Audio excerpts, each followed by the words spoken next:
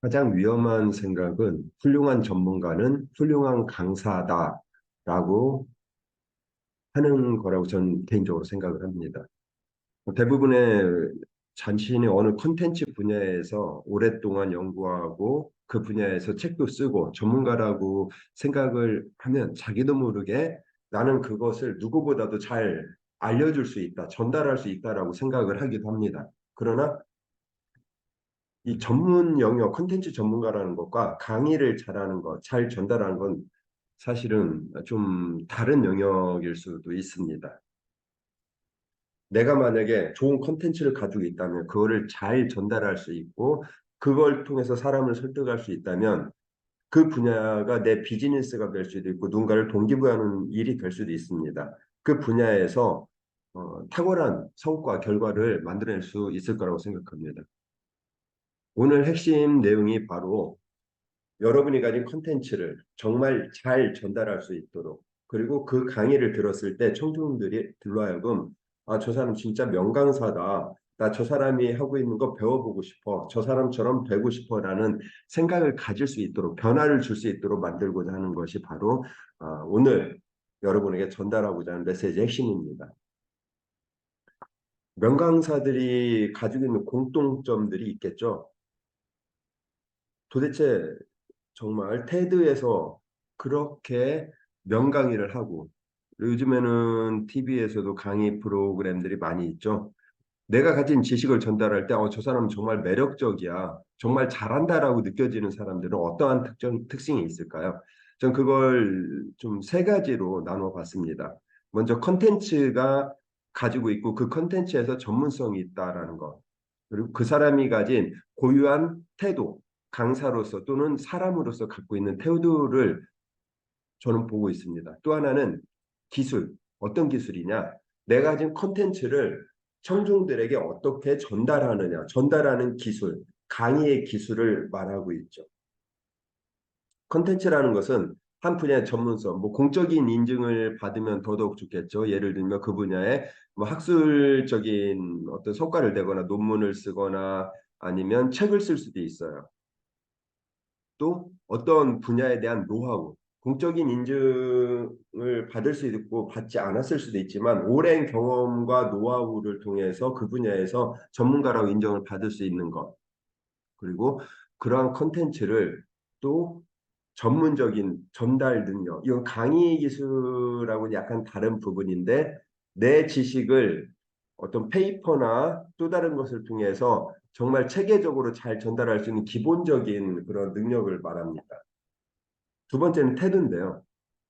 강사로서의 태도, 어쩌면 이건 기본적으로 그 사람이 가지고 있는 한 인간으로서의 태도라고 볼 수도 있는데, 내가 그 컨텐츠 분야에 대해서 지적인 탐구심, 정말 관심을 가지고 있는 거냐, 정말 그 분야를 좋아하느냐, 그 분야에 대해서 내가 알고자 하고 연구할 때 정말 즐거운가, 이러한 것들을 말하겠죠. 또 열정, 내 분야에 대한 열정, 그리고 내 것을, 내가 가진 컨텐츠를 다른 사람에게 알려주고 싶은 열정.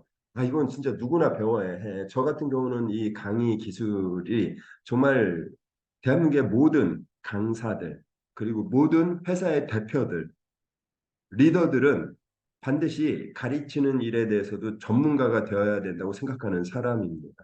또 하나는 청중에 대한 배려. 이건 강사로서 청중이 예를 들면 어떤 분야에서 강사보다 그런 경험이나 지식적인 부분에서 조금 못 미칠 수도 있어요. 그런데 만약에 강사가 청중을 가르치려 한다고 하면 청중들은 좋아하지 않습니다. 청중과 내 지식을 전달하고 공유하고자 하는 청중과 어떻게 보면 지식적인 부분에서는 나보다 못할 수도 있지만 그 청중들이 가지고 있는 또 다른 경험과 이런 삶에 대해서는 충분히 나보다 더 낮은 위치에 있지 않다는 거죠. 그래서 청중과 어떻게 보면 같이 지식을 나눈다라는 입장으로 청중을 배려할 줄 알아야 된다고 생각을 합니다. 그리고 세 번째가 이 구성인데 기술, 강의 기술은 몇 가지로 나눠져 있어요. 그래서 사실 강의 기술이라고 한다면은 우리가 막연하게 생각할 수 있는데 이걸 뜯어보다 보면 정말 엄청난 것들이 이 안에 들어가 있어요. 그래서 제가 컨텐츠 전문가와 강사, 훌륭한 강의는 완전히 다르다라고 표현을 한 게 바로 이 강의 기술 안에 있는 수많은 구성 요소들이 있기 때문이죠. 먼저 첫 번째, 강의를 어떤 단계로 나눠서 구성을 하느냐, 그리고 각 구성 단계마다 어떤 컨텐츠를 어떻게 집어넣느냐, 이거 가지고도 정말 몇 달씩이고 트레이닝을 할 수 있어요. 또 하나는 강의 커뮤니케이션. 청중과 강의 중에 강의는 이제 일방적으로 하지는 않습니다. 물론 이러닝은 일방적으로 하기도 하지만 요즘에 이러닝 하면서도 계속 청중의 반응, 청중의 행동을 끌어내는 장치들을 곳곳에 심어 놓습니다. 더군다나 대면이든 비대면이든 청중과 온라인으로든 오프라인으로든 청중과 함께하는 강의는 분명히 이 투웨이 커뮤니케이션 쌍방향으로 청중과 뭔가 커뮤니케이션이 계속 이루어져야 된다고 합니다. 근데 이런 커뮤니케이션이 얼마나 능숙하게 잘하느냐 이게 또 개인적인 어떤 능력치도 있기는 해요. 타고난 것도 있긴 합니다. 하지만 요것 역시 트레이닝과 훈련을 통해서 정말 멋지게 커뮤니케이션 할 수가 있습니다. 또 퍼포먼스. 제가 강의에 대해서 이런 이야기를 합니다. 강의는 1인극이다. 혼자 무대에서 자기가 가진 내용을 청중들에게 보여주는 거다. 거기에서는 이 퍼포먼스도 여러 가지로 나눌 수는 있습니다. 이것도 트레이닝을 통해서 정말 멋지게 보여지는 청중의 반응과 호감을 끌어낼 수 있는 것들이 있겠죠.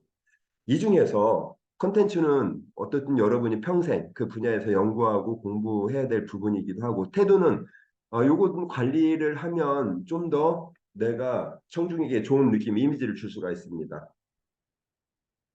스킬, 이 부분이 사실 여러분들이 배워서 짧은 시간 안에 가장 탁월한 성과를 올릴 수 있는 분야예요.